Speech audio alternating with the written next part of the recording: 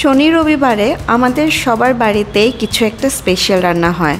তো সবাই বাড়িতে আছে, ছুটির দিনে আমাদের স্পেশাল হলো গিয়ে মাংস। তো মাংসর ঝোল কেউ কেউ পছন্দ করে, আর না হলে এরকম ঝাল ঝাল মাংসর কষা। তো আজকে একদম সহজভাবে আপনাদেরকে মাংসর কষা বানিয়ে আমি দেখাচ্ছি। তো নমস্কার বন্ধুরা, আমি দেবিকা, আমার দেবিকাস হোম কিচেনে আপনাদের সবাইকে স্বাগত জানাচ্ছি। মাংস নিয়ে নিয়েছি আধা কেজির মতন, ভালোভাবে ধুয়ে নিয়ে নিয়েছি। আর দেখেন পিসগুলো একদমই ছোট ছোট করে কাটা রয়েছে। তো এখানে আমি মেরিনেট করে রাখবো। দিয়ে দিয়েছি 1 চামচের মতন হলুদ গুঁড়ো, সাথে দিয়ে 1 চামচের মতন ধনে গুঁড়ো দিয়ে দিলাম, সাথে আমি দিয়ে দিলাম 1 চামচের মতন ভিনেগার না থাকলে আপনারা লেবুর রসও আপনারা দিয়ে দিতে পারেন। সাথে দিয়ে দিলাম আমি 2 চামচের মতন ভরে আমি সরষের তেল। তারপরে এটাকে ভালো করে মেখে নেব আর দিয়ে দেব এখানে 1 চামচের মতন আমি এখানে লঙ্কার গুঁড়ো। এখানে আপনারা কাশ্মীরি লঙ্কা গুঁড়ো ইউজ করতে পারেন। তো আমি সবগুলো মাংসর সাথে ভালো করে হাত দিয়ে মাখিয়ে মাংসকে আমি 15 থেকে 20 মিনিটের জন্য আমি ম্যারিনেটের জন্য রেখে দেব। আপনাদের কাছে যদি সময় থাকে তাহলে 1 ঘন্টা ম্যারিনেট করলে তো আরও ভালো হবে। তো এখানে আমি একটা গুঁড়ো মশলা বানাবো। তো গুঁড়ো মশলার জন্য নিয়ে নিয়েছি একটা তেজপাতা, 6টা থেকে 7টা লং, আর 10টা থেকে 12টা গোলমরিচ, আর একটা স্টার এনিস, আর 4টা ইলাইচি, 1 চামচের মতন আমি আস্ত ধনিয়া নিচ্ছি, আধা চামচ জিরে নিয়েছি, আর 2টো শুকনো লঙ্কা নিয়েছি। এই সবগুলোকে আমরা ভালো করে একটু গরম করে লাল লাল করে ভেজে নেব, যত সময় এইগুলো মশলার থেকে আমাদের গন্ধ একটা সুন্দর না আসে। তো এখানে আমি আগুনটা বাড়িয়েই এটাকে ভাজবো। আর ভাজতে ভাজতে দেখবেন এটার থেকে একটা ভালো সুন্দর গন্ধ বেরোচ্ছে, আর একটু লাল লাল হয়ে আসছে। তখনই আপনারা গ্যাসটা বন্ধ করে দেবেন আর রেখে দিব একটা প্লেটের মধ্যে ঠান্ডা হওয়ার জন্য। তো এটা যত সময় ঠান্ডা না হয় আমরা অন্য প্রিপারেশন স্টার্ট করে দেই। তো এটা সাইডে রেখে দিই, আর গ্যাসের মধ্যে আমি আরেকটা কড়াই বসিয়ে দিলাম। কড়াই বসানোর পরে এখানে দিয়ে দিলাম আমি তেলটা একটু আমি বেশিই দেবো, কেন কি কষা মাংস বানাতে একটু তেল বেশি লাগে। তো তেলটা যখন গরম হয়ে যাবে তখন এটার মধ্যে আমি দিয়ে দিব পেঁয়াজ কুচি। আমি লম্বা লম্বা করে পেঁয়াজগুলোকে কেটে রেখেছি। তারপর এই পেঁয়াজগুলোকে একটু সময় আমি হাই ফ্লেমে ভাজবো, যত সময় এটা গোল্ডেন ব্রাউন একদম না হয়ে যায়। তো যখন আপনারা দেখবেন কি পেঁয়াজগুলো একদম গোল্ডেন ব্রাউন হয়ে গেছে, তারপরে আগুনটা কমিয়ে দেবেন, না হলে কিন্তু পেঁয়াজ তাড়াতাড়ি জ্বলে যায়, কেন কি তেলটা অনেকটা গরম হয়ে থাকে।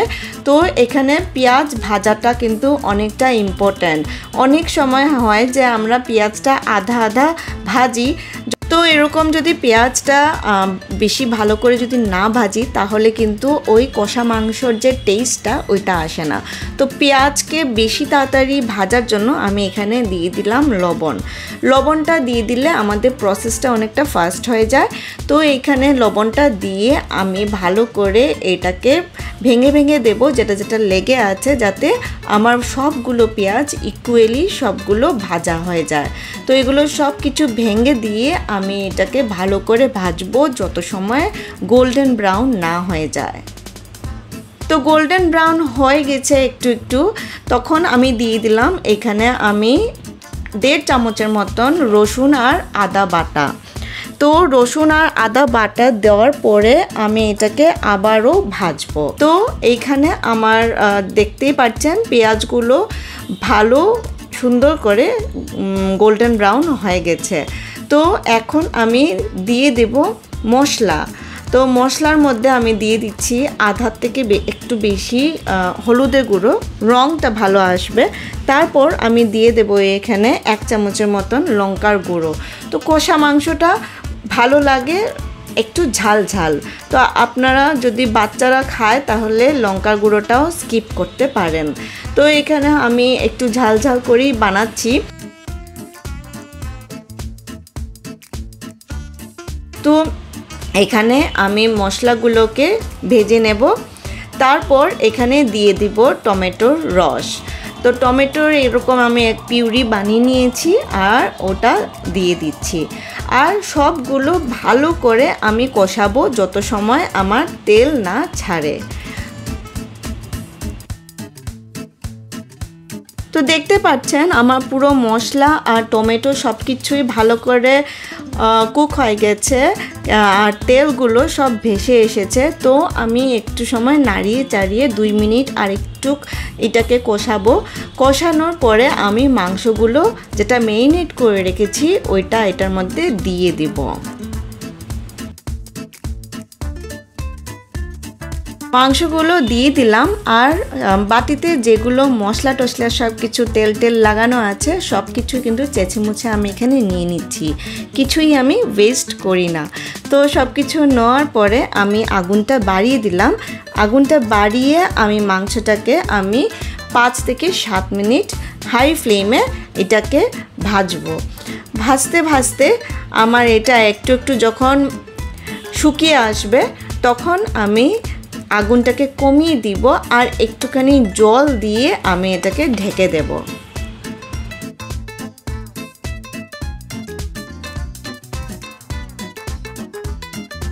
তো দেখতেই পাচ্ছেন আপনারা কি আমার সব জল শুকিয়ে গেছে আর ভালো করে এটা কষে গেছে। তো এখন একটুখানি আমি জল দিয়ে আমি ঢাকনা দিয়ে আমি 10 মিনিটের জন্য ওই জলের মধ্যে এটাকে আমি রান্না হতে দিব। আর ঢাকনা উঠানোর পরে দেখতে পাচ্ছেন এই একটুখানি জল কতটুকু বেড়ে গেছে, মাংস থেকে অনেকটা জল ছাড়ে। তো আপনারা চাইলে তখন আপনারা জল নাও দিতে পারেন, এই সময় জল না দিয়েও আপনারা এটাকে কষাতে পারেন, কেন কি মাংসর থেকে অনেকটা জল বেরোয়।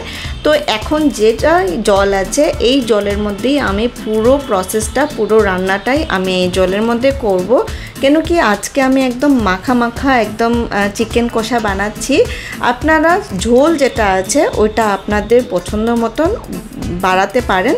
তো এখন আমি যে প্রথমে দেখিয়েছিলাম ওটাকে আমি গুঁড়ো করে নিয়েছি আর এখানে আমি 1.5 চামচের মতন আমি এখানে গুঁড়োটা ব্যবহার করব। তো এই সময় আমি গুঁড়ো দিয়ে তারপর সব কিছু ভালো করে মিশিয়ে নিলাম।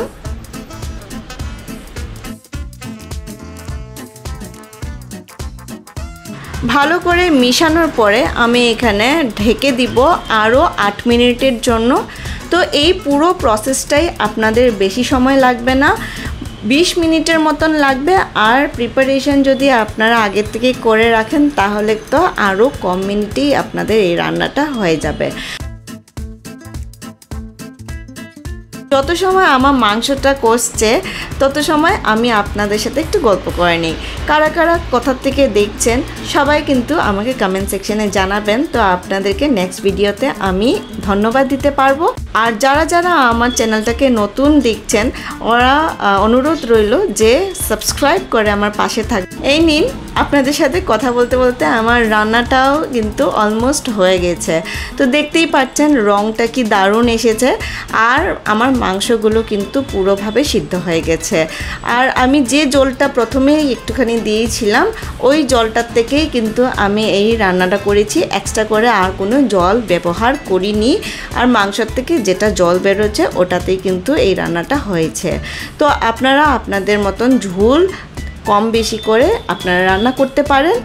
আর এখন আমার পুরো প্রসেসটা শেষ হয়ে গেছে আর লাস্টের দিকে আমি এটার মধ্যে দিয়ে দিব একটুখানি কাসুরি মেথি আর ধনিয়া পাতা। তো আপনারা এই দুইটা জিনিস কিন্তু অবশ্যই দিবেন লাস্টের দিকে। এই দুটো জিনিস দিলে পরে এই মাংসর টেস্টটা 100 গুণ বেড়ে যায় আর খেতে দারুণ লাগে। আপনারা এই যে পুরো রেসিপিটা আপনারা পাউরুটির সাথে খেতে পারেন, রুটির সাথে খেতে পারেন, বা আপনারা পরোঠার সাথে খেতে পারেন, আর গরম গরম ভাতের সাথে তো আর জমেই যাবে। তো আজকে আমার দুপুরের এই লাঞ্চটা আমরা করেছি আর আমি তো ঘরের মধ্যে সবার কাছ থেকেই প্রশংসা পেয়েছি। আপনারাও বানান সেম প্রসেসে, আপনারাও প্রশংসা পাবেন, আমি এটা গ্যারেন্টি দিয়ে বলছি। তো এই রেসিপিটা আপনারা বাড়িতে সবাইকে খাওয়ান আর জানাবেন যে আপনার রেসিপিটা বানিয়ে কেমন হয়েছে। তো এইভাবে যদি বাঙালি রেসিপি আপনাদের দেখতে লাগে, নানান ধরনের রেসিপি আমি এখানে আপলোড করি, আপনাদের যদি দেখতে হয় তাহলে অবশ্যই সাবস্ক্রাইব করে আমার পাশে থাকবেন। আর দেখা হচ্ছে আরেকটা ভিডিও নিয়ে আসব। ভালো থাকবেন, সুস্থ থাকবেন, নিজে খেয়াল রাখবেন, আর এরকম সুন্দর সুন্দর রান্না করে সবাইকে খাওয়াবেন। চলুন, বাই বাই, টাটা।